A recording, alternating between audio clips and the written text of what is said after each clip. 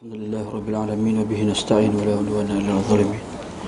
Allahumma rabbi shrah li sadri wa yassir li amri wa hlul 'uqdatam min lisani yafqahu qawli. Subhanaka la ilma lana illa ma 'allamtana innaka antal alimul hakim. Rabbi yassir wa la tu'assir wa tamim bi khair. Assalamualaikum warahmatullahi wabarakatuh. Dalam siri kuliah yang lepas kita telah baca berkenaan dengan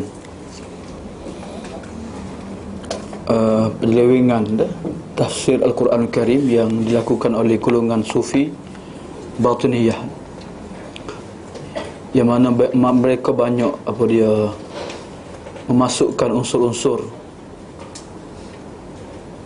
akidah wahdatul wujud dalam kepercayaan mereka, dan mereka juga mentafsirkan ayat Quran supaya menyokong akidah mereka wahdatul wujud. Pagi ini insya-Allah kita sambung tafsiran ataupun penyelewengan dalam yang dilakukan oleh golongan Syiah. Syiah juga banyak selewengkan atau memesongkan makna-makna Al-Quran. Bahkan mereka juga memesongkan lafaz Al-Quran sendiri. Tajuk kitanya tahrif Al-Quran di sisi Syiah. Tahrif dari segi susunan Al-Quran dengan mengasingkan sesuatu ayat dengan ayat sebelumnya dan selepasnya. Dia sepatutnya setiap ayat Quran ni dia ada hubungan antara ayat sebelum dan selepas. Jadi Syiah ni dia mengasingkan makna sebelum dan selepas. Dia mentafsirkan satu ayat seolah-olah tidak ada kaitan antara ayat sebelum dan selepas lah.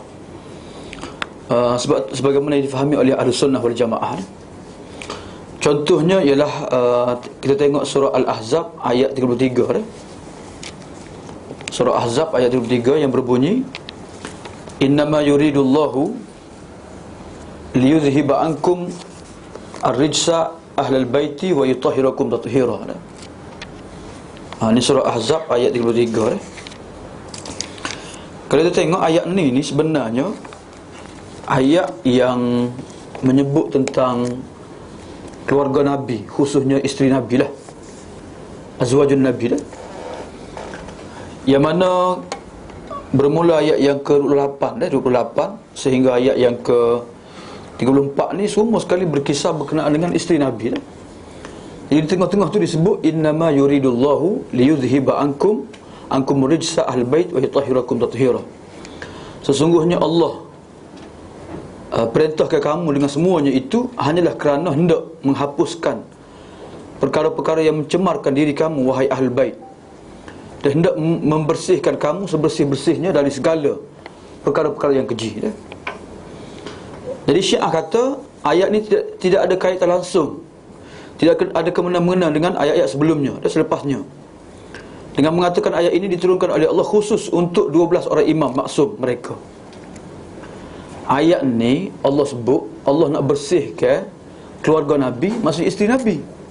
Tapi mereka kata kamu situ maksudnya imam mereka 12 orang. Tengok mereka mengasingkan makna ayat ni daripada ayat sebelum dan selepas. Sedangkan kita tengok ayat sebelum ni, wa may yaqnut minkunna lillahi wa rasulihi ya nisa'an nabiyyi lastunna ka ahadin minan nisa'i. Semua ayat-ayat sebelum ni berkenaan dengan isteri Nabi belaka. Teguran-teguran untuk mereka dan perintah-perintah untuk isteri-isteri Nabi. Tiba-tiba orang Syiah kata ayat nak membersihkan ni untuk imam mereka, bukannya untuk isteri Nabi. Jadi itu satu contoh yang dilakukan oleh golongan Syiah. Okey, contoh yang kedua kita tengok dalam surah An-Nisa ayat yang ke-24. Surah An-Nisa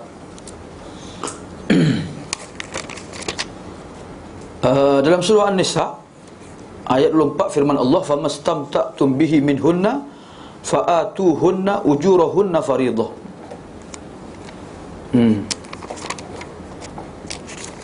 Okey, surah An-Nisa ayat 24 ni famastamta'tum bihi minhunna fa'atuhunna ujurahunna faridah.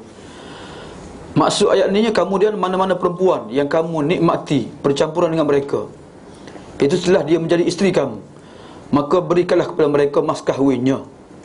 dengan sempurna sebagai satu ketetapan yang diwajibkan oleh Allah. Ni bagi mahar kepada isteri ni hukumnya wajib dah. Sebab tu kalau berlaku perceraian, suami kena lunas ke, kena bayar semua sekali dah mas kahwin dah. Sebab mas kahwin ni dua. Mas kahwin sama ada dibayar tunai ataupun berhutang dah. Sebab itulah saya ingat waktu saya di Karachi dulu, orang Pakistan ni mas kahwin dia mahal lah, sampai 100,000 100,000. Sebab tu suami tak berani mencerai. Kalau bercerai nak bayar lah.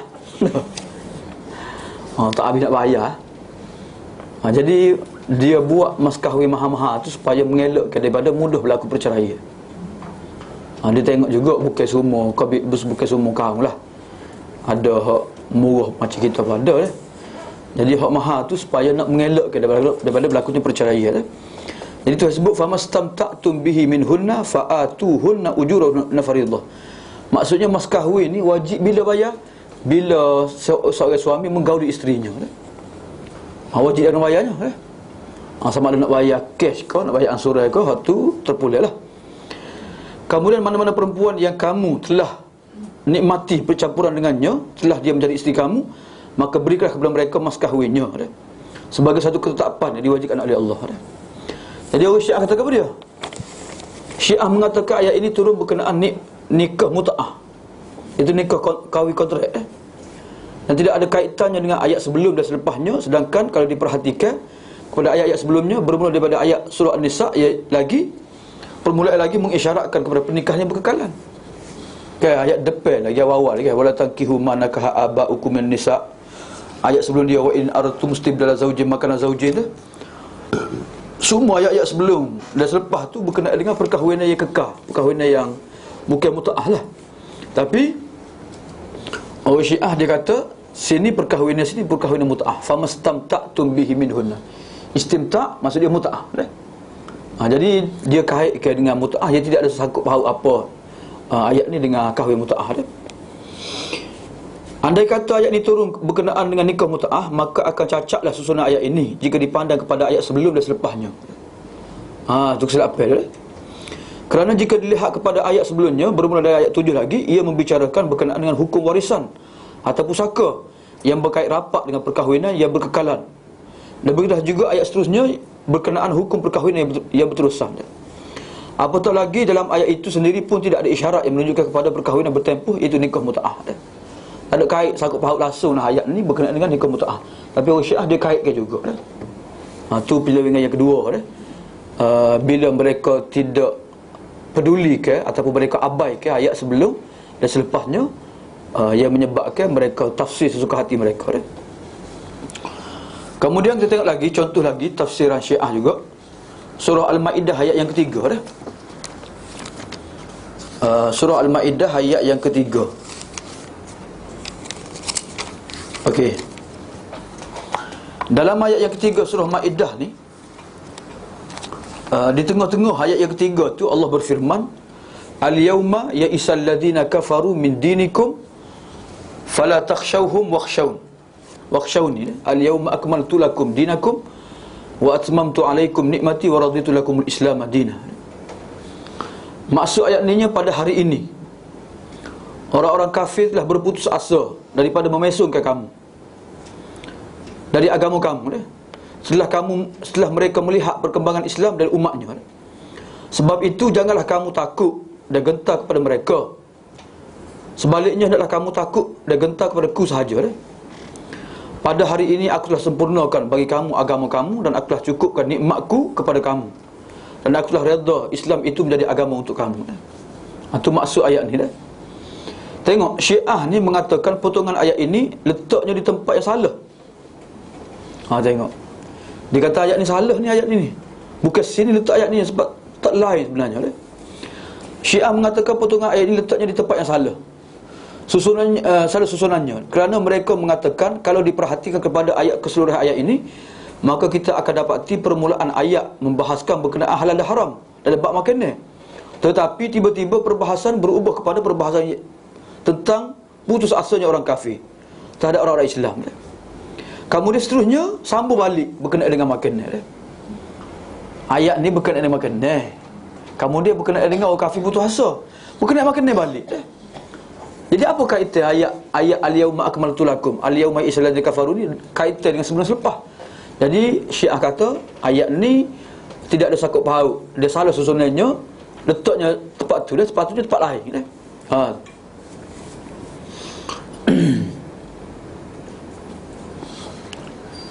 Ini menunjukkan berlakunya kesilapan dalam menyusun ayat Al-Quran, dan tidak mungkin kitab suci yang turun dari langit akan berlaku kesilapan yang seperti itu dah. Jadi orang Syiah kata berlaku kesilapan dah, tapi mustahil lah. Mungkin Nabi baca ke sahabat-sahabat, sahabat baca kepada sahabat lain pula, sehingga mereka imla', mereka salim, mereka hafal, dia ditulis di buku ke dah.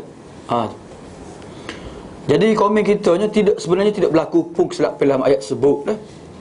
Kalau kita perhatikan kepada seluruh ayat sebut, kita dapati Allah Ta'ala menjelaskan bahawa orang-orang kafir telah pun berputus asa dalam usaha untuk memesongkan dan mencampurkan kekeliruan kepada umat Islam dah.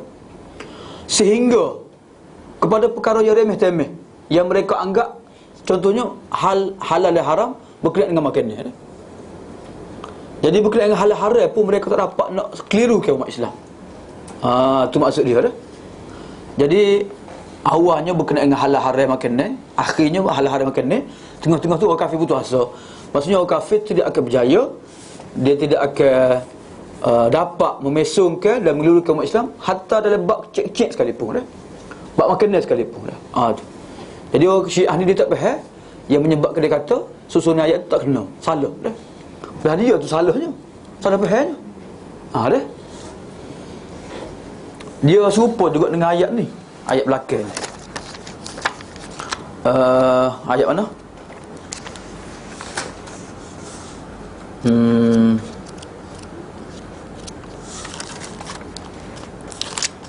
Ayat belakang ni berkenaan dengan wahyu turun kan? Surah Qalam, surah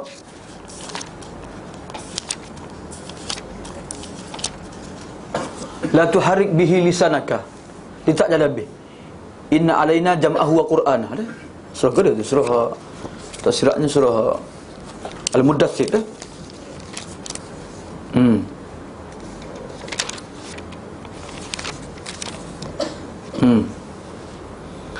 Ni ayat ni pun sama juga dah. Ayat ni pun sama juga. Syiah kata tidak ada kaitan ayat sebelum dan selepas dia dah. Mana tak jumpa, tak apalah dah. Mana ni surah Al-Qiyamah dah. Surah Al-Qiyamah ayat yang ke-16 dah. Firman Allah, balil insanu ala nafsihi basirah walau alqa ma'adhirah la tuharrik bihi lisanaka litajala bih inna alaina jam'ahu wa qur'ana fa idza qara'nahu fattabi' qur'ana thumma inna alaina bayana kalla bal tuhibbunal ajilah. Ni ayat ni pun Syiah kata tak ada kaitan juga. Ayat sebelum tu Allah Ta'ala sebut berkenaan dengan hari kiamat. Tiba-tiba tengah-tengah tu Allah larang, jangan kamu menggerakkan lidah kamu kerana segera nak dapatkan Al-Quran. Sesungguhnya kami bertanggungjawab untuk menghimpunkan, untuk membaca pada kamu. Kemudian tersebut balik, kalla bal tuhibbun ajilah, sebenarnya kamu suka pada dunia. Maksudnya ayat sebelum selepas tu berkenaan dengan akhirat, berkenaan dengan apa dia beramal dia kosak untuk akhirat dah. Tiba-tiba tengah-tengah tu Allah Ta'ala tegur bacaan Nabi kerana Nabi mengikut bacaan Jibril dah. Jadi sebenarnya tidak ada percanggahan ataupun tidak ada kesalahan dalam ayat ni dah. Bila turunnya ayat ni, tiba-tiba Nabi ni dengar Jibril baca, terus Nabi menggerak-gerakkan lidah dia dah. Ni ayat ni kalau tengok ayat ni, ayat ni mensyarahkan hadis dalam Badul Wahyi dah. Dalam Bukhari ada dah. Ayat ni ayat Imam Bukhari sebut hadis macam mana mula-mula turun wahyu Nabi Muhammad sallallahu alaihi wasallam nak meniru dan mengikut Jibril, sehingga Nabi ni dengar Jibril baca, terus Nabi baca dah. Jadi Allah larang la tuharrik bihi lisanaka litajala bih. Jadi dalam ayat ni Allah menegur bila turunnya wahyu Nabi hanya dengar sahaja, dia teliti baca Jibril sahaja dah. Habis Jibril baca barulah Nabi baca. Jadi waktu turunnya surah ni, tiba-tiba Nabi baca, maka terus Tuhan tegur Nabi dah. La tuharrik bihi lisanaka. Jadi tidak ada tidak ada kesalahan segi tertibnya, susunannya ayat ni dengan ayat sebelum dan selepasnya dah. Macam ginilah nak faham mudah. Waktu Nabi SAW berkhutbah dah. Nabi berkhutbah tiba-tiba ada soalan. Orang tanya. Waktu khutbah Jumaat, waktu Nabi mengajar, orang tanya soalan. Nabi pun kata tunggu dulu dah. Siapa dia bertanya kan? Dia tunggu dulu. Kalau Nabi pun teruskan dia punya ucapan dia dah. Jadi ucapan tengah-tengah tu bukan maksudnya salah susunan. Tak, betul dah susunan je. Macam kita mengajar lah, tiba-tiba orang berkata, "Ustaz, tolong alih kereta." Ada. Kita baca. Kereta nombor WDS, beberapa tolong alih kereta lah. Kita kata, tak betul susunan ni. Macam mana boleh ngajar alih kereta, lepas tu ngajar pula? Tak ada susunan. Bukan, betul dah susunan dia tu. Cuma ada perkara yang mendatang berlaku kan. Tu saja. Jadi ayat ni begitu juga. Ayat ni turun berkenaan dengan hari kiamat. Kemudian Nabi, dia Tuhan tegur salah Nabi, kemudian Tuhan teruskan balik berkenaan dengan nasihat tentang hari kiamat. Jadi ayat berkenaan dengan al-yauma akmaltu lakum dinakum wa atmamtu alaikum nikmati sebenarnya ada kaitan dengan ayat sebelum dan selepas berkenaan dengan halal dan haram, berkenaan dengan pemakanan dah. Okey, itu contoh-contoh yang pemesongan ataupun penyelewengan Syiah yang mana mereka abaikan ayat sebelum dan selepas sehingga mereka memesongkan makna ayat dah.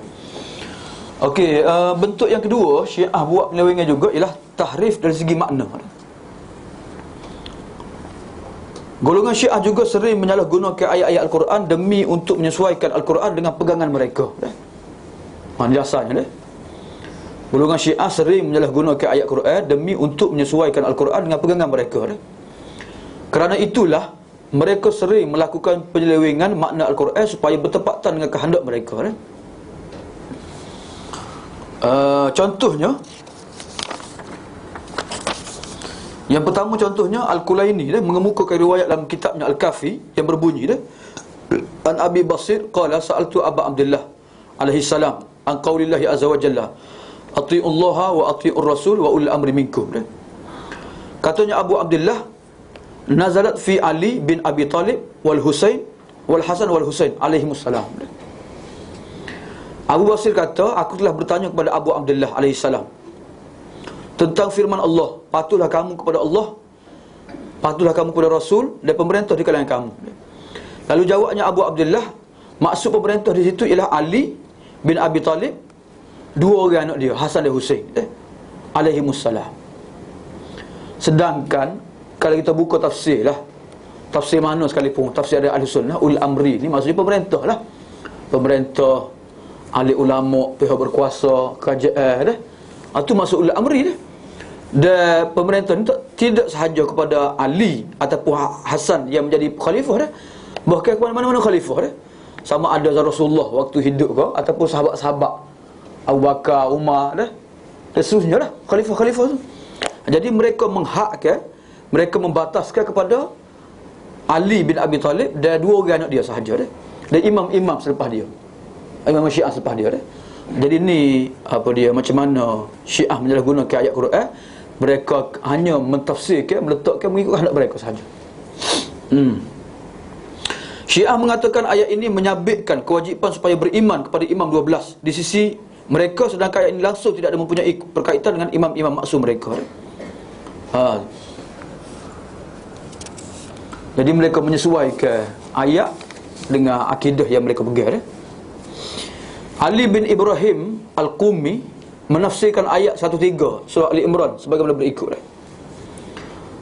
Ayat surah Ali Imran 113. Ali Imran.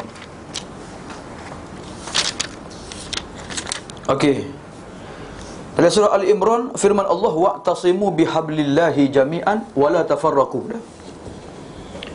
Ali bin Ibrahim Al-Qummi menafsirkan ayat ni, wa'tasimu bihablillahi jami'a, berpegang teguhlah kamu dengan tali Allah semua sekali dah. Dia kata maksud tali Allah itu at-tauhid wal walayah dah. Tauhid dan walayah, iaitu walayah Ali dan imam-imam selepasnya alaihi salam dah. Dalam riwayat Abi Jarud daripada Abu Ja'far alaihi salam tentang firman Allah, wala tafarraqu dah. Wa'tasimu bihablillahi jami'a wala tafarraqu, jangan kamu berpecah belah dah. Janganlah kamu bercerai-berai. Maksudnya beliau berkata, sesungguhnya Allah Tabaraka wa Ta'ala mengetahui bahawa mereka akan bercerai-berai selepas Nabi, dan mereka akan berselisih.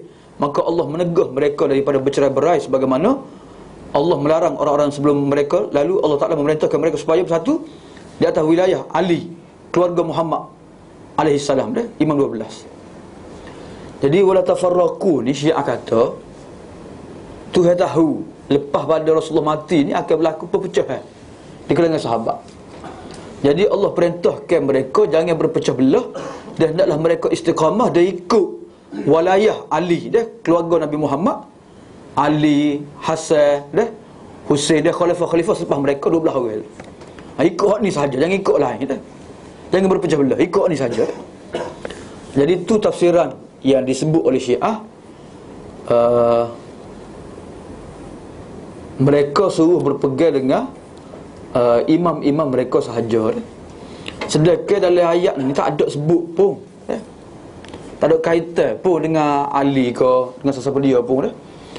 Kalau kita tengok tafsir ahli sunnah, wa'tasimu bihablillahi jami'an wala tafarraqu, berpegang teguhlah kamu dengan tali Allah semua sekali. Tali Allah ni maksudnya agama Allah, sunnah Rasulullah, Al-Quran, wala tafarraqu, jangan berpecah belah. Jangan berpecah belah, jangan berpecah belah maksudnya sama umat Islam. Itu maksud dia je. Tapi mereka mentafsirkan jangan berpecah belah tu maksudnya pegang patuh kepada Ali sahaja, dan keluarga Ali sahaja, dan imam-imam selepas mereka sahaja. Jadi mereka tidak memasukkan Abu Bakar, Umar, Uthman. Jadi seolah-olahnya sahabat-sahabat orang ikut Abu Bakar, Umar tu pecah belah lah. Ni sangka buruk mereka, tuduh buruk mereka terhadap para sahabat Nabi, Muhajir dan Ansar, ridwanullahi alaihim ajma'in. Sebab itulah bibit-bibit Syiah ni sebenarnya bermula zaman sahabat lagi lah, zaman Uthman lagi dah. Mereka cuba bubuh benih-benih, dan mereka cuba sebar kan. Jadi pecah ataupun timbulnya mereka ni zaman Ali dah. Sampai Ali sendiri pun memerangi mereka dah. Syiah menafsirkan hablullah tali Allah dengan makna walayah imam 12 mereka. Sedangkan maksud sebenarnya adalah berpegang kepada Al-Quran dan Sunnah Rasulullah sallallahu alaihi wasallam dah. Kita bukalah tafsir Qurtubi ke, tafsir Ibn Katsir ke, semua sekali maksudnya berpegang kepada agama Allah, Quran dan Sunnah.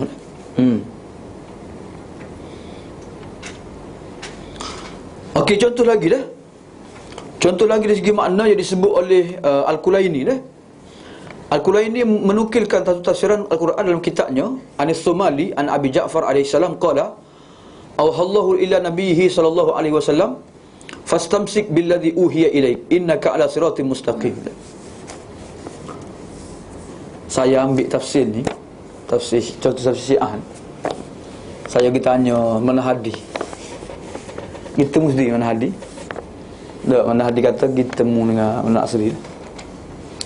Saya tanya Dr. Zakaria, adiknya Ustaz Maira, dia pun suruh temu sama asli juga. Jadi saya dapatkan kertas daripada anak murid dia lah, anak murid anak asli lah. Jadi dia kumpulkan contoh-contoh tafsir Syiah dah. Sebab Mullah Hadi kata kalau nak tengok tafsir Syiah, dia kena tengok rujuk pada kitab asal dia. Dan kitab asal dia pun cetakan kum di Iran. Waktu asalnya. Kalau kita ambil cetakan lain, mungkin Syiah dia kata terlalu hujah tu. Jadi tafsiran ni dia daripada tafsir dia mencetakkan kum sendiri lah, daripada Al-Kulaini, hak mutabar mereka dah. Hak mereka sebut sedikit dah. Jadi sebenarnya ketakhrijan ni ringkas saja dah. Sebenarnya ada beribu-ribu hadis dah. Ada 1000 hadis. Contoh-contoh yang mana mereka selewengkan makna Al-Quran lah. Jadi sini bagi contoh saja 10 lebih kurang contoh Syiah tafsir Al-Quran dah. Okey, tahrif dari segi yang ketiga dah, contoh ketiga, Al-Kulaini menukilkan satu tafsiran Al-Quran dalam kitabnya daripada Somali, daripada Abu Ja'far alaihi salam, katanya Allah telah mewahyukan kepada nabi-nabi dengan demikian dah, iaitu fastamsik billadhi uhiya ilaik innaka ala siratim mustaqim. So dia Berpegang teguhlah kamu dengan apa yang diwahyukan kepada kamu. Sesungguhnya kamu berada di atas jalan yang lurus. Mana ayat Quran ni? Jadi katanya Abu Ja'far, qala innaka ala wilayati Ali wa Ali huwa siratul mustaqim. Innaka ala siratul mustaqim. Ala tu maksud dia Ali. Sesungguhnya kamu, wahai Muhammad, di atas wilayah Ali dah. Ali lah siratul mustaqimnya dah. Jadi siratul mustaqim tu maksudnya wilayah Ali dah. Tu Syiah dah. Innaka ala siratul mustaqim, dia kata kamu berada dalam wilayah Ali dah. Macam wilayah Selkom ni. Kalau wilayah anda sekarang berada dalam wilayah Selkom dah. Betul juga dah. Jadi innaka ala siratul mustaqim, Syiah mentafsirkan dengan wilayah Ali dah. Jadi Rasulullah pun mengikut wilayah Ali juga. Bukan Ali ikut Rasulullah tak, Rasulullah ikut Ali dah. Sampai gitu muh lah. Tapi tak pelik lah Syiah kata apa dia, Jibril tersalah turun wahyu waktu turun kepada Nabi Muhammad, sepatutnya boleh Ali dah. Berat semua.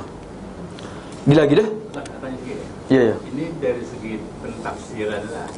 Tapi dari segi fizikalnya, Quran orang Syiah ni macam mana? Fizikal. Dia wallahu surah-surah itu. Wallahu alam lah. Dia pakai Quran macam kita juga. Quran macam kita juga dah. Tapi ada Quran lain lagi. Ada surah lain lagi di sisi mereka dah. Maknanya mulanya pun daripada apa tu, Al-Fatihah juga lah, surah Al-Baqarah juga lah. Dia guna Quran kita juga. Kemudian dia guna juga Quran lain. Ada Quran lain lagi. Quran ada di sisi sunnah ni mereka anggap tak sempurna lagi.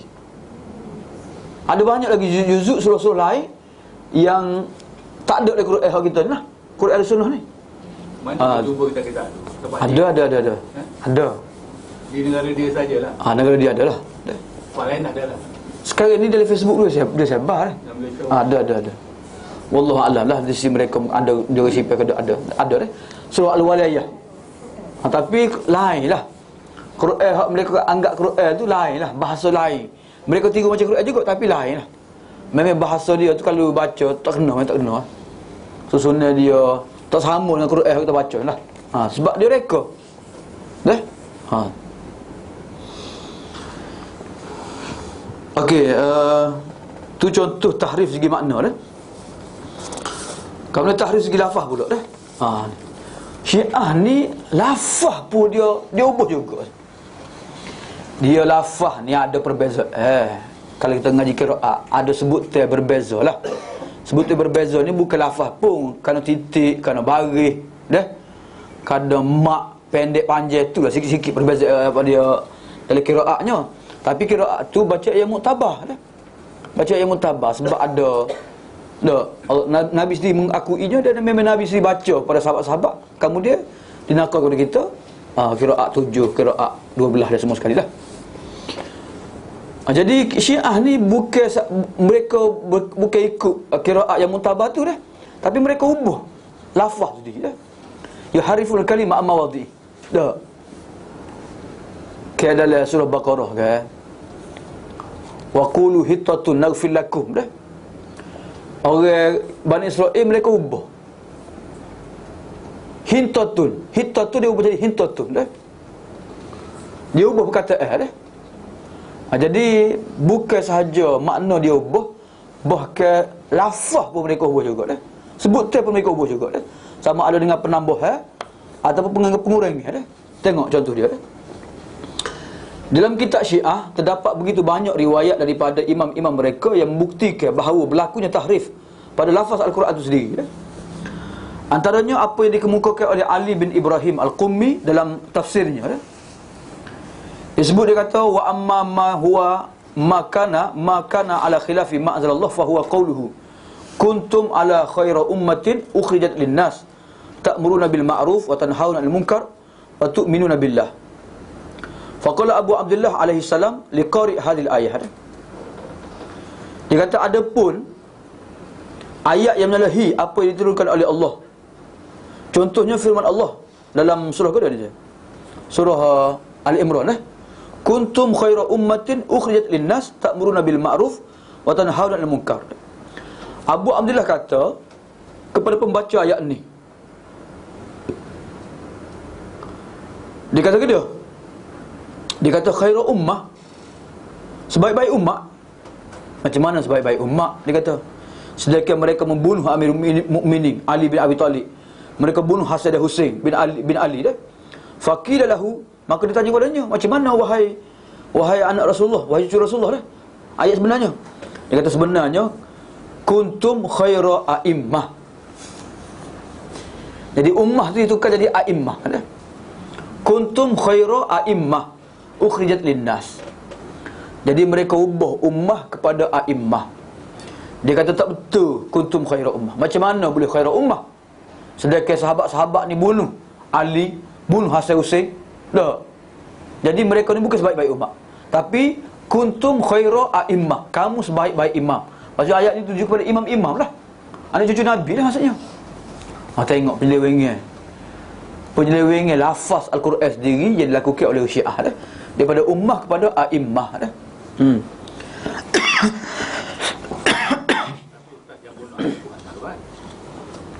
Tidak sahabat. Bukan sahabat. Yang bunuh Ali bukan sahabat. Ya, betul. Tapi mereka anggap gitulah. Mereka anggap begitulah.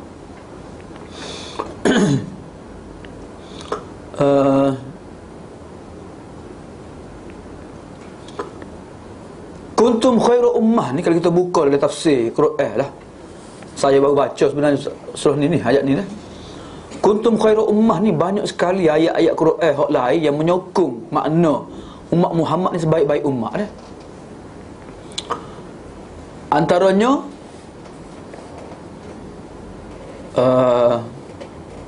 mana? Wa kadzalika ja'alnakum ummatan wasatan litakunu syuhada 'alan nas wa yakuna ar-rasulu 'alaikum syahida. Ini ayat yang menyebut tentang kelebihan Nabi Muhammad SAW dan umat dia. Kemudian Nabi sebut antum tufuna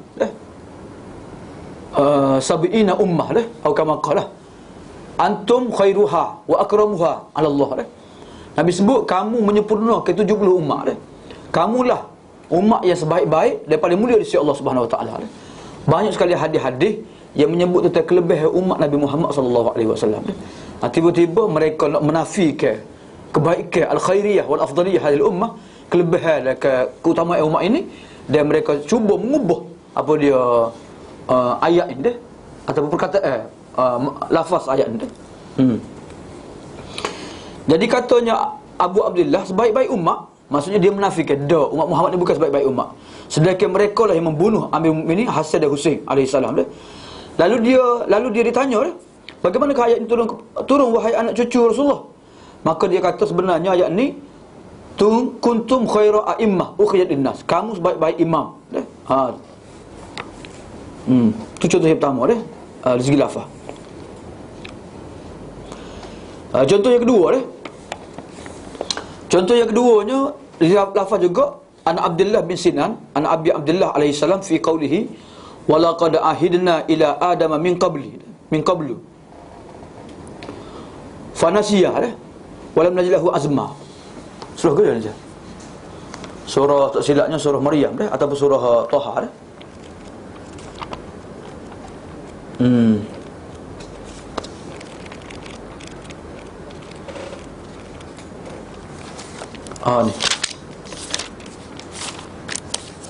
Surah Taha Surah Taha ayat 15 walaqad ahidna ila adama min qablu fanasiya wa lam najid lahu azmah. Daripada Abdullah bin Sinan, daripada Abu Abdullah alaihi salam, tentang firman Allah walaqad ahidna ila adam min qablu, surah At-Taha ayat 115. Dia kata kalimatun fi Muhammad wa Ali wa Fatimah wal Hasan wal Husain wal a'immah alaihi salam min dzurriyyatihim fanasiya hakaza wallahi nazalat ala Muhammad alaihi salam wa alihi. Katanya Abu Abdullah, maksud demi sesungguhnya kami telah mewasiatkan kepada Adam sebelum ini wasiat kepada dia, wasiatnya iaitu supaya mereka ni, Nabi Adam ni menjaga Muhammad, Ali, Fatimah, Hasan, Husain dan imam-imam dari keturunan mereka. Fanasiya, lalu Nabi Adam melupainya. Walam najid lahu azma, kami tidak mendapati dia ni keazaman yang kuat dah. Sedangkan ayat ni bukan begitu. Ayat ni nya maksud dia nya Allah dia pesan kepada Nabi Adam, la taqrabu hadhihi syajarata fatakuna minaz zalimin, kan? Ayat sebelum ni, kan? Allah pesan kepada Nabi Adam supaya jangan mendekati pohon hak dilarang ni. Kalau kamu makan juga, kamu termasuk orang yang rugi. Tiba-tiba mereka mentafsirkan pesanan Allah kepada Nabi Adam tu, maksud dia pesanan supaya jaga Muhammad, menantu dia, anak-anak dia, cucu-cucu dia, dan imam-imam selepasnya. Jadi jauhnya tafsir Syiah dengan makna ayat ni berkait dengan ayat sebelum dan selepas lah. Tu dah. Jadi macam mana boleh Syiah tafsir gitu lah? Tak tahulah. Semata-mata untuk menyokong dan membenarkan kepercayaan mereka, siapa mereka memasukkan juga ayat ni dah.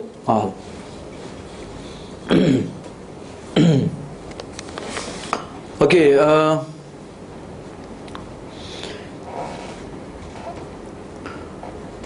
contoh laginya ialah wa an Jabir bin Abi Ja'far alaihi salam qala nazala Jibril alaihi salam bi hadhihi ayah ala Muhammad sallallahu alaihi wasallam. Hakadha bi'sa mashtarau bihi anfusahum ay yakfuru bima anzalallah baghyan an yunazzilallahu min fadlihi ma yasha. Ni surah kedua ni. Ni surah Baqarah dah. Surah Baqarah juzuk yang pertama dah.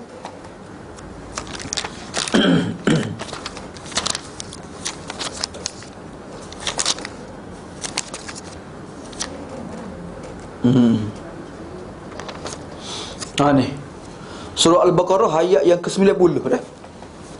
Bi'sa mashtarau bihi anfusahum an yakfuru bima anzalallahu baghyan an yunazzilallahu min fadlihi ala man yasha'u min ibadihi.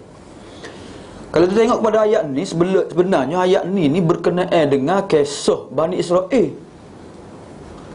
Allah dedahkan satu persatu, bongkar satu persatu berkenaan dengan kesesatan atau kejahatan Bani Israel.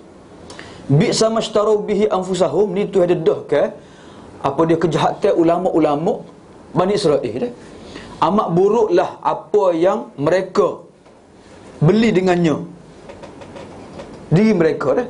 Maksudnya mereka tukar diri mereka untuk mendapat habuan dunia dah. Sehingga mereka sangat kufur dengan apa yang Tuhan turunkan dah. Barian, kerana hasad dengki. Oleh kerana wahyu turun kepada Nabi Muhammad, tak turun kepada Bani Israel, Yahudi, maka mereka ni sanggup kufur terhadap Quran dan Nabi Muhammad sallallahu alaihi wasallam. Jadi Tuhan sebut bi'sa mashtarau bihi anfusahum. Amat teruk sekali apa yang mereka beli, sehingga mereka korbankan diri mereka, mereka kufur dengan ayat Tuhan untuk semata-mata untuk mendapat habuan dunia Amat buruk sekali Tiba-tiba Syiah ditafsir macam mana? Tengok. Syiah ditafsir macam mana? Tengok. Dia kata bi'sa mashtarau bihi anfusahum an yakfuru bima anzalallah fi ali baghyan.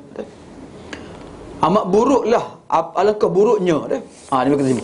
Alangkah buruknya perbuatan mereka yang menjual dirinya sendiri dengan kekafiran kepada apa yang telah diturunkan oleh Allah berkenaan Ali, kerana dengki maksudnya mereka kata sahabat-sahabat ni dengki ke Ali sampai mereka taati Ali jadi khalifah tu. Bi'sa mashtaru bihi anfusahum tu maksudnya mereka sanggup tidak melantik Ali, melantik Abu Bakar dengan Umar jadi khalifah Jadi Tuhan mencela perbuatan mereka tu mengikut tafsir Syiah teruk Syiah Jadi seolah-olah tafsir Syiah ni dia seolah-olah menghalalkan semua tafsir dia tu ke arah menyokong Ali dan memburuk-burukkan sahabat. Semua sekali hai orang. Tu baca ni semua sekali sebab itulah akidah imamiyah mereka tu memang kuat sangat-sangatlah. Jadi Syiah sebab kita begitu juga ya. Jadi dia anggap ahli sunnah baca ayat Quran tapi kena kuat ahli sunnah sendiri. Dia anggap gitu Dia anggap ayat Quran tu sokong dia belakang nak kena tu pahaman mereka tu sebab itulah mereka tak setinggal tu. Beberapa contoh ayat Al-Quran yang didakwa oleh Syiah telah ditawinkan oleh tafsir Al-Qummi ni contoh lain pula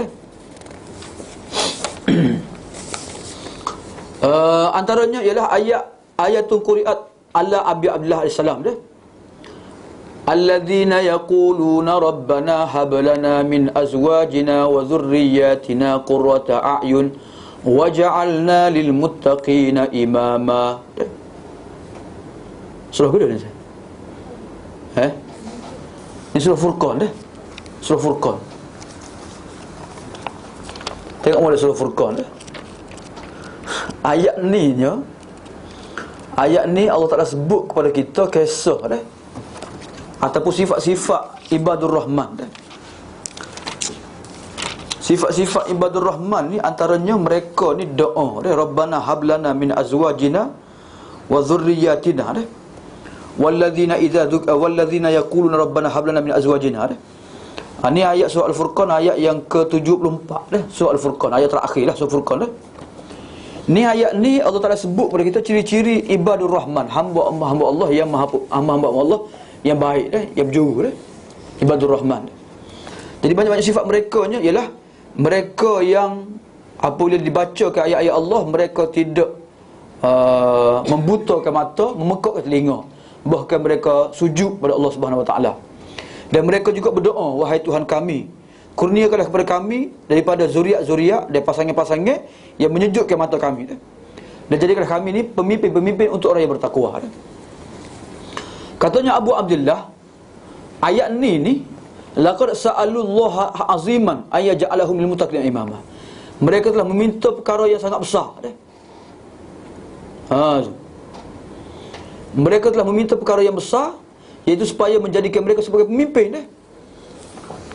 Jadi bagi Syiah ni tak leh doa nak minta jadi pemimpin yang pada orang bertakwa, tak leh dah. Sebab pemimpin-pemimpin itu latih dah dengan nas nah. Sebagaimana Ali, bagaimana Hasan Hussein, Nabi sebut lagu dah nama saudara-saudara dah. Jadi tak leh kita nak minta doa kita jadi pemimpin kepada orang bertakwa, tak boleh dah. Jadi bagi Abu Abdullah, dia kata mereka telah meminta sesuatu yang besar yang tak patut mereka minta dah. Maka ditanya kepada dia, macam mana wahai cucu Rasulullah, macam mana sebenarnya ayat itu turun? Dia kata sebenarnya ayat itu macam ni dah.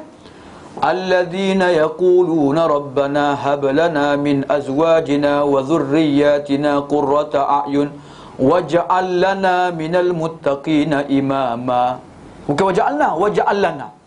Tengok, dia tambah lana. Dah. Dia sepatutnya waj'alna.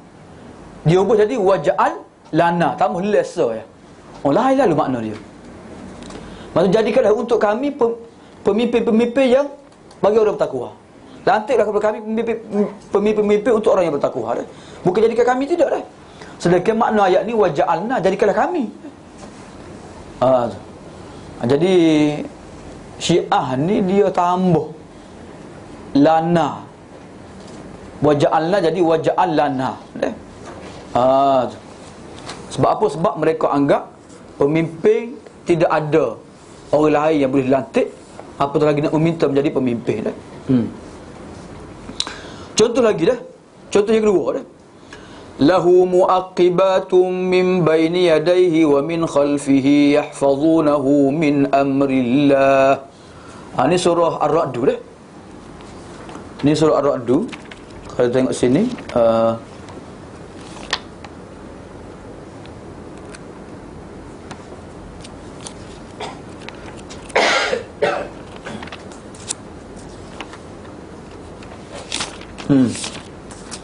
Okey, surah Ar-Ra'd ni ni. Surah Ar-Ra'd ayat yang ke-11 dah. Surah Ar-Ra'd dah. Lahu mu'aqibatum min baini yadayhi wa min khalfihi yahfazunahu min amrillah. Lahu mu'aqibatum min baini yadayhi, maksudnya manusia ni ada malaikat yang jaga mereka di depan dan di belakang. Yang mana yahfazunahu, mereka menjaganya, menjaga manusia itu min amrillah, kerana perintah Allah. Kita ni bukan ada raqib atid saja dah. Ma yalfidhu min qawlin illa ladaihi raqibun atid. Dua orang malaikat ni ada dah. Bahkan ada lagi malaikat yang jaga kita depan dan belakang. Dan malaikat ni pula bergili-gili dah. Jadi katanya Syiah ni, kaifa yuhfadhu syai'un min amrillah wa kaifa yakunu la mu'aqib min baini yadayhi. Faqila kaifa dzalika ya ibnu Rasulillah? Faqala inna ma nazalat lahu muaqibatun min khalfihi wa raqibun min yadayhi yahfazunahu bi amrillah. Tengok dia ubah. Jauh ke beza tu. Lahu muaqibatun min khalfihi. Min baini yadayhi dia buat. Dia potong ayat tu. Min baini yadayhi dia potong, dia sebut min khalfihi sajalah. Kemudian ditambah pula waraqibu min baini yadayhi. Ditambah pula waraqibu min baini yadayhi. Tengok-tengok. Dah. Yahfazunahu min amrillah. Ditukar jadi yahfazunahu bi amrillah. Salah lah kalau baca Quran kak. Kalau semaya salah lah. Tapi kalau orang tak ngapa Quran dia tak tahu ni. Tak. Tapi sebenarnya Quran ni Tuhan jaga lah. Ada pernah cerita, saya cerita, Ustaz Muhammad dia cerita dah. Dia cerita, dia kata satu kali ada orang baca Quran lah. Tengah baca Quran tu tiba-tiba lalu ahli muzik lalu lah. Dia pun dengar baca Quran dah. Tiba-tiba dia pun tegak dia kata ada salah baca tu. Bukan dengar apa Quran tak, tapi dia rasa tak sesuai dengan bunyi nada dia lah. Jadi bila cek balik, salah sungguh lah. Betul salah sungguh lah. Nak ayat Quran ni orang tak ngapa Quran pun kadang-kadang boleh kesalahan. Sebab tu guru Quran kampung dia tak ngapa Quran pun tapi anak murid dia baca Quran. Salah tu. Tak. Salah tu kerana mak dengung sekarang dah. Kerana ayat tertinggal ke ataupun ayat tambah ke dia tambah ke, dia boleh tahu dah. Tengok Tuhan jaga Quran. Tuhan jaga Quran dah. Orang boleh kesal walaupun tak ngapa Quran sekalipun dah. Jadi kalau kita baca macam Syiah baca ni kat Allah banyak benar salah ni. Lahu muaqibatu min khalfihi wa raqibun min yadihi yahfazunahu bi amrillah. Olah benar.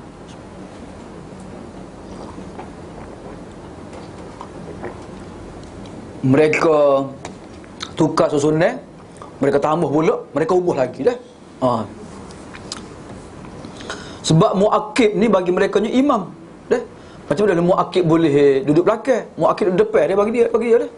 Muaqib ni salah seorang nama cucu Rasulullah lah, yang menjadi khalifah juga dah. Jadi dia kata tak boleh muaqib duduk belakang dah, duduk depan dah. Jadi sebab dia ubah ayat tu. Okey, ayat seterusnya, ayat terakhir lah. Contoh yang terakhir lah. Wa amma ma huwa muharraf fa huwa qawluhu lakinillahu yashhadu bima anzala ilaika fi banyak. Wa amma ma muharraf fa huwa qawluhu lakinillahu yashhadu bima anzala ilaika. Anzalahu bi ilmihi ya. Surah ke mana? Ayat mana ni? Macam hari ni. Di mana ni? Lakinillahu yashhadu bima anzala ilaika anzalahu bi ilmihi dah. Wal malaikatu yashhadun dah. Ayat ni nya mereka tambah dah. Lakinillahu yashhadu bima anzala ilaika fi ali anzalahu bi ilmi. Fi ali dia lagi buh dia fi ali. Dah. Dia kita tambah fi ali. Wal malaikatu yashhadun dah. Sedekah ayat ni tak silapnya ayat ni akhir surah An-Nisa ayat dah.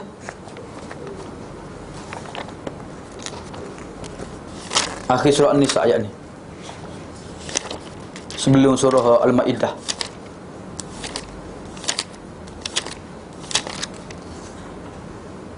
Tak ada. Ni ada ni. Surah An-Nisa ayat yang ke-166. 166 dah. Kita tak ingat nama ayat ni, kena belik dulu lah. Ada ustaz ni dia ingat nama ayat. Tak hebat. Tak. Ustaz betul dia ingat nama ayat. Dia ingat nama ayat. Bisa. Lakinillahu yashhadu bima anzala ilaika anzalahu bi ilmih ni. Sebenarnya ayat ni menyaksikan kebenaran risalah Nabi Muhammad dah. Sebab ayat sebelum dia tu rusulan qad qasasnahum alaika min qabl wa rusulan lam naqsushum alaik. Rusulan mubasysyirin wa munzirin la alla yakuna lin-nasi 'ala Allahi hujjah. Lakinnahu yashhadu bima anzala ilaika ni sebenarnya menyaksikan kebenaran Nabi Muhammad. Tapi Syiah kata lakinillahu yashhadu bima anzala ilaika fi Ali. Anzalahu bi ilmi wal malaikatu yashhadun. Ditambah fi Ali, ditambah. Bukan muharraf ni, ditambah dah. Dia ditambah fi Ali dah. Nah, ayatnya Allah menyaksikan apa yang Tuhan turunkan kepada kamu tentang Ali ni. Tuhan turunkan dengan sebenar-benarnya, dengan ilmunya. Dan malaikat juga menjadi saksi. Siapa gitu mu? Sebenarnya Tuhan menjadi saksi terhadap risalah Nabi Muhammad SAW. Contoh lagi yang mereka ubah juga dah, ialah ya ayyuhar rasul balligh ma unzila ilaika fa illam taf'al fama ballaghta risalatah. Ditambah macam mana? Ditambah ya ayyuhar rasul balligh ma unzila ilaika fi Ali. Fi Ali, tambah pula fi Ali. Fa illam taf'al fama ballaghta risalatah. Kalau kamu tak menyampaikannya, maka kamu tidak dianggap menyampaikan risalah yang sebenar. Jadi mereka menambah ke ayat ni, risalah waktu Nabi pernah sampainya ialah tentang Ali. Jadi Ali lah besar sekali sebenarnya. Sedar ke ayat ni Allah Ta'ala suruh Nabi menyampaikan agama, menyampaikan Al-Quran. Jangan hirau ke terhadap apa dia halangi-halangi orang kafir musyrik dah. Sampaikan juga walaupun disekak, dihalau oleh ahli kitab sekalipun dah. Tapi Syiah dia anggap ke bahawasanya risalah yang perlu disampaikan lah tentang Ali dah. Tu contoh-contoh lah. Kata dia sebenarnya banyak lagi contoh-contoh ayat Quran yang didakwa oleh Syiah telah diselewengkan dah. Umpamanya apa yang dapat dalam tafsir Al-Ihtijaj, tafsir Majmu'ul Bayan karangan At-Tabarsi dah. Tabarsi, tafsir Ayashi dan lain-lain lagi dah. Kertas kerja ini ringkas akan menjadi terlalu panjang andai kata di bawah semuanya riwayat-riwayat berkenaan dengannya yang melebihi 1000 hadis dah. Tu. Walau bagaimanapun, semoga dengan beberapa contoh yang dikemukakan ini dapat menyedari betapa gigihnya musuh Islam bertopikat Islam ini cuba untuk meroboh kesedaran utama umat Islam dah. Ini semua sekali kerana dengki terhadap umat Islam yang punya pedoman yang begitu teguh. Lantas mereka musuh Islam sebenarnya daripada Yahudi, Kristian dan Majusi ingin supaya nak merosakkan pegangan umat Islam dan merosakkan juga sumber utama kita iaitu Al-Quranul Karim dah. Jadi mereka tak berjaya untuk nak mengubah Al-Quran, mereka pergi tafsir yang salah dan mereka pergi menambah-nambahkannya dah. Tu contoh-contoh lah kertas ni lah. Cuma saya nak tunjuk sikit lagi lah contoh dia. Ada 2-3 contoh yang saya ingat. Kalau kita tengok dari surah Al-Baqarah, surah Al-Baqarah ni waktu Allah Ta'ala perintahkan Nabi Musa sembelih lembu dah. Ayat berapa saya? Ni innallaha ya'murukum an tadhbahu baqarah ke? Ni saya tengok sininya ialah ayat yang ke-67 dah, surah Baqarah. Wa idh qala Musa liqaumihi innallaha ya'murukum an tadhbahu baqarah dah. Ayat teruknya Syiah ni di tafsir ayat Quran, dia kata Baqarah ayat ni maksudnya Aisyah dia kata. Dan ketika Musa berkata kepada kaumnya, sesungguhnya Allah perintahkan kamu supaya kamu menyembelih Baqarah, lembu betina tu maksud dia Aisyah maksud dia. Syiah kata Baqarah tu Aisyah dah. Siapa gitu nah.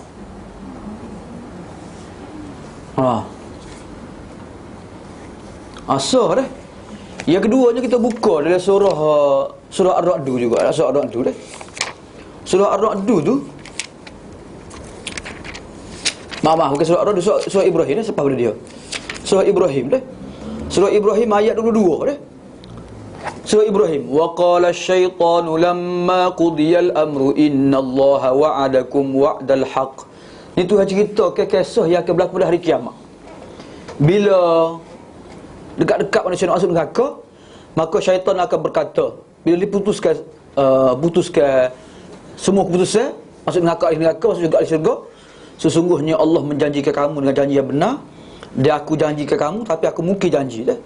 Maka hari ni bukanlah aku paksa kamu, kecuali aku hanya hajat kamu sahaja dah.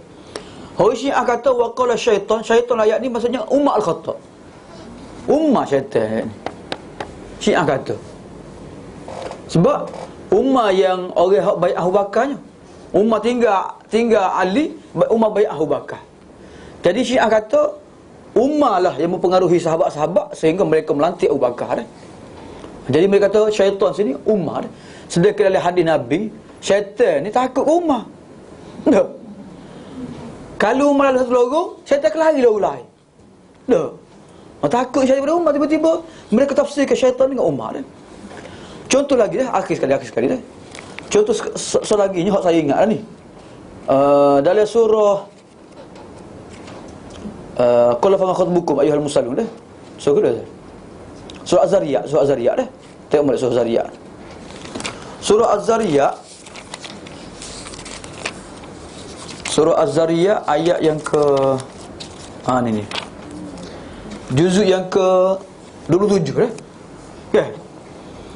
Sebelum juzuk tu muka surat sebelum dia tu, fa'aujasa minhum khifah qalu la takhaf wa basyaruhu bi ghulamin alim fa aqbalat imra'atuhu fi sarratin fasakkat wajhaha wa qalat ajuzun aqim. Maka datanglah isterinya, isteri Nabi Ibrahim dah, fi sarratin fasakkat wajhaha dah, dengar terkejut dia mari, lalu dia pun tampar muka dia dah. Dia tepuk dahi dia lah. Wa qalat, dan dia kata ajuzun aqim dah. Macam mana boleh aku dapat anak sedangkan aku ni perempuan yang mandul lagi tua dah. Umur 90 tahun nak dapat anak macam mana dah. Jadi Syiah ambil ayat ni, dia kata inilah amalan yang dilakukan pada 10 Muharram dah. Mereka tepuk dahi mereka, tepuk dada mereka dah. Mereka lukakan mereka dengan senjata tu sebab ni lah. Sebab isteri Nabi Ibrahim pun waktu dia gembira dapat anak tu, dia tepuk dahi dia dengan kuat dah. Jadi dia pun tepuk dahi juga, tepuk dahi. Kalau dia ambil senjata melukakan dahi dia dah. Dia kata ni dalil dia ni. Fasakkat wajhaha, dia tepuk dahi dia. Tepuk dahi ni orang suka tak? Ya tak. Tu kata. Ya dah kata ni. Jadi biasa Tapi dia buat dalil bahawasanya boleh tepuk dahi, tepuk dada dengan ayat ni dah. Jadi jauhnya hak ni tepuk dengan gembira, tapi mereka tepuk dengan sedih dah. Kayak mereka tepuk dada gerah deng tak. Asal usia sekali. Kerana mereka rasa kesal, menyesal kerana mereka telah bunuh Husain dah. Jadi tu contoh-contoh dia tafsir dia yang dipahami oleh Syiah, yang tidak langsung mereka telah mengubah dan telah merosakkan makna Al-Quran sendirilah. Wallahu alam dah. Kita tangguh sekejap kalau ada soalan. Ya. Suatu pengumpulan ayat-ayat Quran. Tidakkah kali sedikit sebanyak terlibat juga, walaupun tidak disebutlah dalam pengumpulan Quran. Tapi pada pandangan saya, Ali pun dia hafiz banyak ayat. Semestinya kalau pengumpulan ayat Quran surah Umar, Osman itu dilakukan, kalau tak betul mesti Ali tegur, kan? Dari segi logiknya lah. Tapi ni Ali pun Ali pun hafiz juga, orang tak hafiz. Jadi macam mana kebenaran Syiah ni? Dia sebenarnya tafsir Syiah ni timbul selepas tu. Bukan zaman Ali dak dah. Jadi maksud saya kalau Syiah tu betul, kenapa Ali tak tegur? Betul.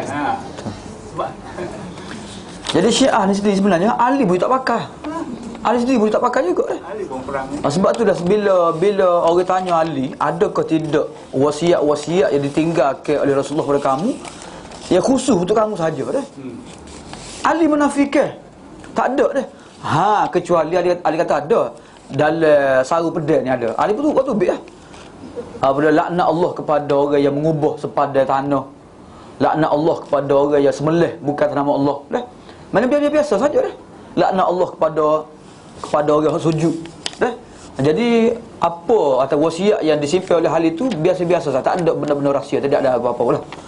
Jadi Ali sendiri pun menafikan tidak ada wasiat khusus Rasulullah beri kepada dia, tak beri kepada sahabat-sahabat lain dah.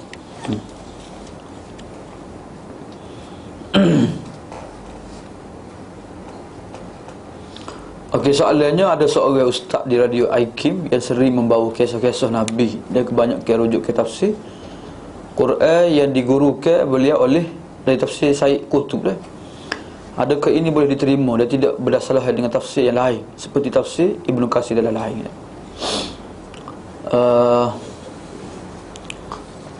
Okey, tafsir tafsir Quran ni sebenarnya banyak versi lah tafsir Quran ni, macam-macam dipanggil alwan warna-warni Kebetulan saya baru temu dengan Maulana Hadi tersebut sikit lah. Maulana Hadi ni kalau nak kira kat antara orang yang paling top lah tafsir Quran ni di Malaysia ni sebenarnya dia pun dia buat daurah ni dalam pertengahan Syaban ni. Dia buat daurah, dia pelajar-pelajar dia mari ngaji dengan dia tu pun bukan cari salah orang lah, ustaz-ustaz ngaji dengan dia, termasuklah juga alim ulama daripada Thailand mari ngaji dengan dia. Dia buat daurah setiap tahun lah. Jadi dia sebut bukan tafsir ni, saya sebut dia tafsir kutub dia apa dia? Saya kutub ni. Dia kata memang tafsir ni banyak-banyak warna lah. Dia tu guna Al-Jidi lah. Dia guna tafsir Said Qutb waktu dia mengajar di media ilmu dah. Jadi dia kata sebenarnya tafsir hak perlu kita utama ke tafsir bil ma'thur lah. Sebab Said Qutb ni sebenarnya dia ni bukan ahli hadis, bukan apa dia ulama mutabar, tidak lah. Cumanya dia sastrawan dan dia ni apa dia? Penulis apa dia? Penulis sastra lah. Ni berita ni apa ni? Wartawan lah. Jadi dia waktu di penjara tu dia banyak tengok Al-Quran semua sekali. Dia tulis apa yang dia. Jadi ulama-ulama banyak tegur dia lah. Tegur dia. Dan macam yang tafsir Maududi juga lah. Banyak tegur dia ulama lah. Sebab tempat saya ngaji dengan Maulana Hadi tu sama dia waktu ambil 10 contoh-contoh tafsir Maududi yang memang bercanggah lah dengan akidah lah. Sebab apa? Sebab ada ciri-ciri yang seolah-olah memperendah-rendahkan sahabat Nabi dah. Dan sekarang ni pun orang Jamiah Islami pun bila dicetak semula tafsir dia Maududi mereka buat lah. Mereka buat betul lah balik lah. Jadi tafsir Said Qutb pun gitu jugalah. Tak lagi dah kesilapan ni, ada kesilapan dah. Jadi sebab itulah sekadar nak tengok bahasa dia, bahasa dia boleh lah. Tapi nak rujuk dari segi dalil-dalilnya, tu kena tengok tafsir lain lah. Jadi kalau sekadar pengalaman dia selagi mantap canggah, boleh kita baca, tak ada masalah dah. Dia sebenarnya Allah bahasa mudah dia dah. Tu saja dah. Jadi tak salah menggunakan mana-mana tafsir, tapi jangan kita tinggal tafsir hak asal dah. Tafsir berdasarkan kepada tafsir para sahabat, tafsir berdasarkan Quran juga dah. Sebab ini tafsir sebenarnya. Tafsir sebenarnya Quran dengan Quran, tafsir dengan hadis, tafsir dengan apa dia sahabat-sahabat. Sebab sahabat-sahabat ni murid pertama Nabi sallallahu alaihi wasallam. Lalu tafsir bil ma'thur dah. Masih ada satu penulisan ada di buku lagi. Ya. Pasal Said Qutb. Dia mengatakan bahawa pada ketika dia tu dah tak ada orang Islam dah. Semua kita dah kafir dah. Jadi macam mana dia boleh buat kitab dan kita harus percaya juga dekat dia? Sebab dia mengatakan kita semua kafir. Ada tulisan ni. Wallahu a'lam lah. Saya pun tak pernah tengok tulisan dia. Kalau ada juga pun apa dia orang sebar, orang kerata-kerata lah. Saya tak pernah baca tafsir dia, tak pernah ni lah. Cuma adalah buku-buku ada tulis berkenaan dengan dakwah, tarbiyah tu adalah harakah-harakah tu dah.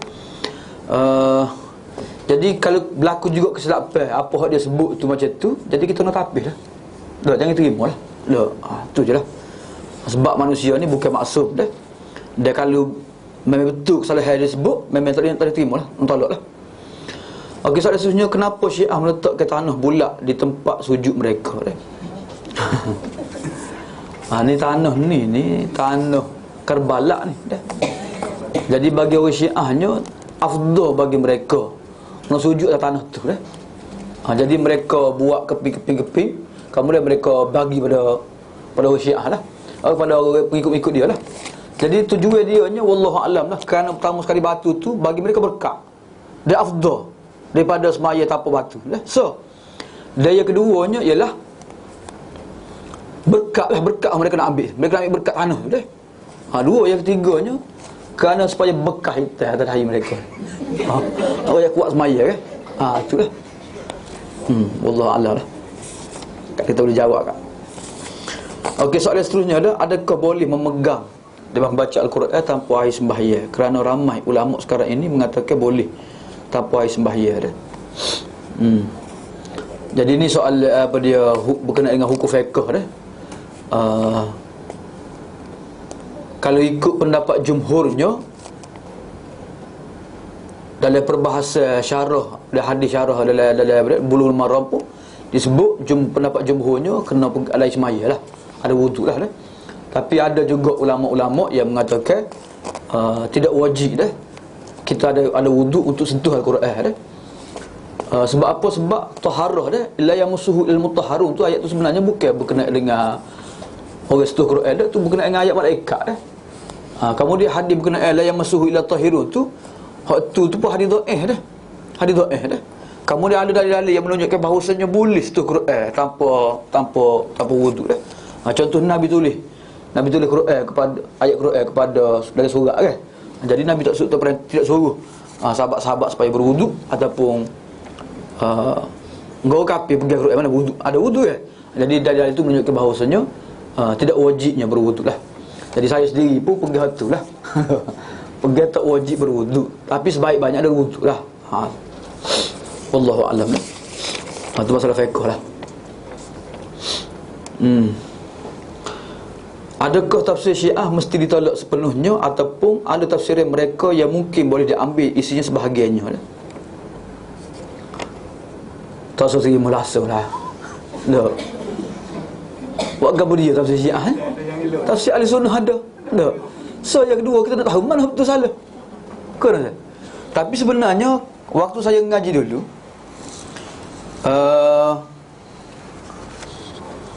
Ahli Sunnah ni nak berdebat ataupun nak mematakan hujah Syiah ni, mereka ambil tafsir Syiah juga. Sebenarnya Syiah ni dia mengaku benarnya. Contohnya dalam ayat dalam surah At-Taubah kan. Surah At-Taubah berkenaan dengan idhuma fil ghar. Dah. Idh yaqulu sahibihi la tahzan innallaha ma'ana. Tafsir muktabar dalam Syiah pun menyebut orang kedua tahu pakar. Syiah sendiri buat pakar dah. Jadi sebenarnya boleh ambil tafsir Syiahnya, tapi ahli ulama lah. Jadi mereka ambil tafsir Syiah untuk berhujah kat atas Syiah sendiri. Boleh lah. Tapi kita tak boleh nak beza. Tafsir Ahli Sunnah pun tak baca, tak nak sebab Syiah dah berat. Atau kat jadi Syiah pula kita je. Jadi kalau tafsiran mereka tidak bercanggah dengan akidah, tak bercanggah dengan ni, tak ada masalah sebenarnya. Tapi kita nak membezakan itu susah lah, sebab kita orang awam, kita tidak dalam ilmu lah. Kecuali kita sendiri menguasai iddah tafsir Ahli Sunnah, kita cuba tengok sekadar nak tahu, tak apalah. Adakah perbezaan Syiah Rafidah dengan Ismailiyah berpunca dari fiqh ataupun akidah? Ni berkenaan dengan ilmu al-mazahib dah, al-adyan, al-firaq dah. Ada buku dah, waktu IQ dah. IQ dia buat daurah, pelajar-pelajar tu pergi sana. Jadi kerja Saudi dia bagi minhah, dia bagi percuma buku-buku lah, maktabah untuk belajar dah. Jadi banyak-banyak buku tu, ada tafsir Ibn Katsir, ada Riyadhus Shalihin, ada apa dia Bulughul Maram, ada fiqh semua sekali lah, tauhid, akidah semua sekali. Banyak-banyak buku tu dia ada satu buku Al-Mazahib wal Adyan wal Firaq dah. Buku ringkas berkenaan dengan agama-agama, berkenaan ideologi-ideologi, berkenaan dengan kumpulan-kumpulan dah. Jadi antaranya dia sebut kat Syiah Rafidah ni, Syiah Rafidah, Syiah Ismailiyah. Jadi bawah tajuk Syiah ni banyak kumpulan-kumpulan dah. Jadi antara hak besarnya ialah Rafidah dengan Ismailiyah. Jadi Syiah Rafidah Ismailiyah ni, sebenarnya Rafidah ni besar kali, atas kali lah. Dia jadi tubik Ismailiyah, tubik Imamiyah, itu tubik Zaidiyah kan. Jadi Ismailiyah ni kerana ada imam mereka Ismail dah, nama Ismail, tubik jadi Ismailiyah. Anak-anak Ismail ni. Dah. Syiah Rafidah ni hak utama, atas pala kali lah, atas kali tu. Syiah Rafidah dah. Rafidah ni namakan dengan Rafidah sebab mereka menolak kepimpinan sahabat Abu Bakar dengan Ali, dia Utsman dah. Sebab ada Syiah hak terima, Syiah Zaidiyah terima. Ada Syiah Zaidiyah dia terima kepimpinan sahabat-sahabat ni. Jadi dinamakan Syiah Rafidah kerana mereka menolak. Jadi perbezaan Syiah sama Syiah ni macam mana? Perbezaan segi fiqh ke akidah? Dua-dua berbeza dah. Fiqh mereka pun ada perbezaan, kemudian akidah dah utama sekalinya dah.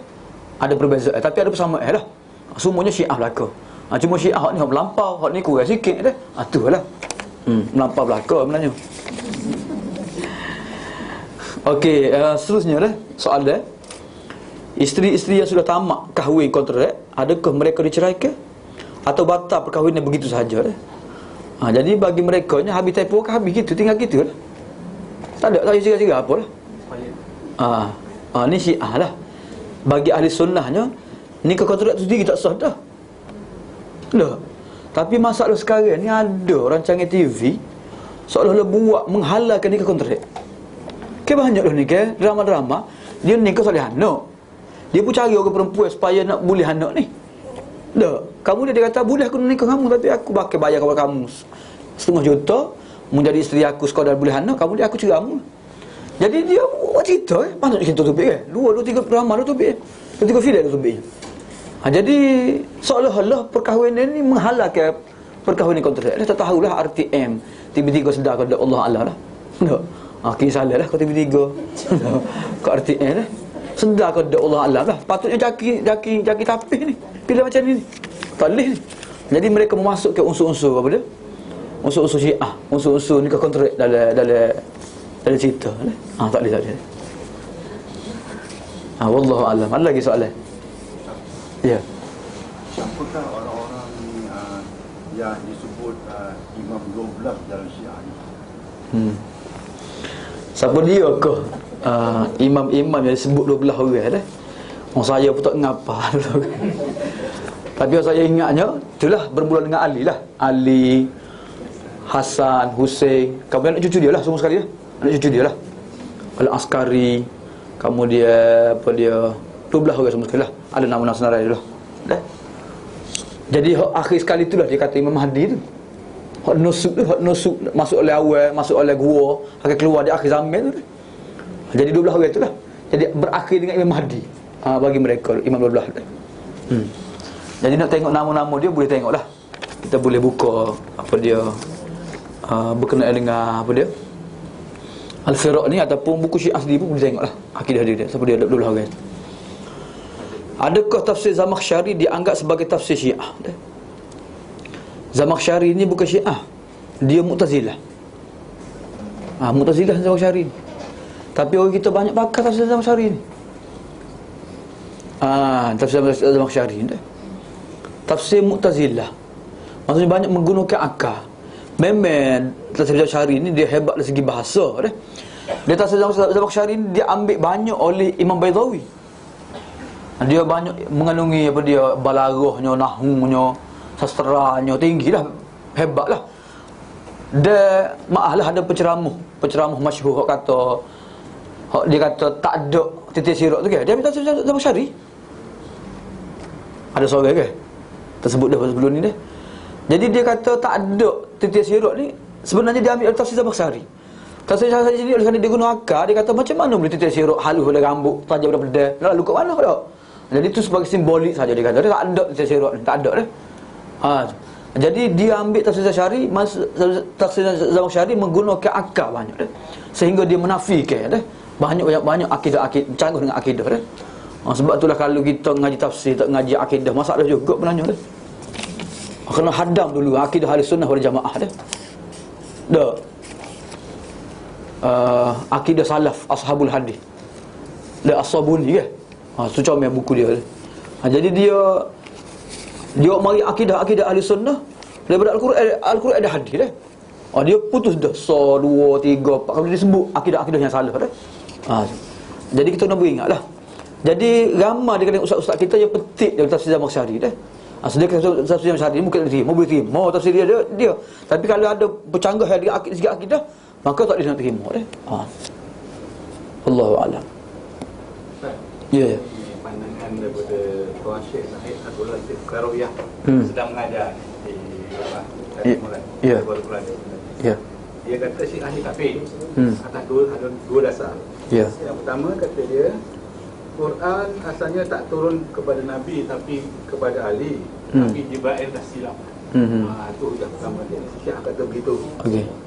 Kemudian ada pula katanya syahadah dia la ilaha illa Zahra. Bukan la ilaha illallah Muhammad Rasulullah. La ilaha illallah ini katanya Syiah punya Akidah lah. inilah. Tidak dia kata Fatimah Zahra lah. Zahra lah anak Fatimah lah. Okey. Jadi atas dua dalil ni lah dia kata Syiah ni kafir. Okey, dari segi akidahnya, kepercayaannya, memang akidah Syiah ni memang sesak dan memang teruk lah dah. Jadi mereka ni duk dakwa mereka Islam, bahkan mereka dakwa mereka lawan mereka. Kan ada orang masuk dalam Facebook kan. Orang Syiah ni, orang Israel sebelah dia. Dia ni bendera Iran ni, bendera Israel dia. Sebenarnya Israel dengan Iran ni bekerjasama sebenarnya dah. Jadi dalam berita-berita dunia mereka tunjuk mereka lawan mereka dah. Tapi pada hakikatnya akidah mereka memang teruk lah. Akidah mereka memang teruk dah. Cumanya oleh kerana mereka duk dakwa mereka Islam lagi, itulah kerajaan Saudi masih membenarkan mereka pergi Mekah, buat haji, buat umrahnya. Sebab orang tanya juga, tu pergi Mekah sebab apa? Kalau bukan Islam ke? Tak. Jadi pada hakikatnya kalau mereka iktikad macam tu, memang akidah kufur dah tu. Akidah kufur dah tu. Tak. Dan mereka sendiri mempertuhankan Ali semua sekali. Jadi terakhir ni pun bila ulama-ulama kaji balik, Zaidiyah pun teruk juga bukan setakat Ismailiyah, Imamiyah dah, Zaidiyah pun teruk dah sekali dua dah. Jadi itulah permusuhan Syiah yang berterusan dah sampai kiamat balik. Sampai kiamat lah. Jadi kita minta berlindung dengan Allah lah daripada terpengaruh dengan dakwah-dakwah mereka, dan supaya Tuhan lindungi diri kita dan keluarga kita daripada termakan dengan apa dia kepercayaan ataupun dakwah-dakwah mereka lah. Wallahu ta'ala ala wa alam. Aqulu qawli hadza wa astaghfirullah wa lakum. Subhanakallah wa bihamdika asyhadu an la ilaha illa anta astaghfiruka wa atubu ilaik. Sallallahu Muhammad wa alihi wa baraka wa sallam. Alhamdulillah.